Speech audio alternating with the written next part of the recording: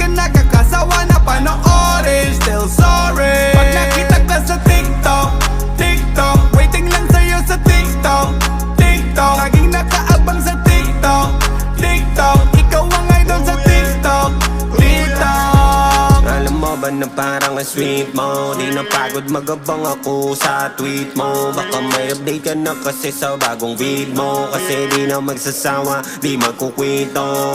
Pag sumayaw ka na, yes, ang inat mo lang ako, dali. Pag gumiling pababa, ay naku, grabe. Tas pumuso yung kamay, dun ako nayari.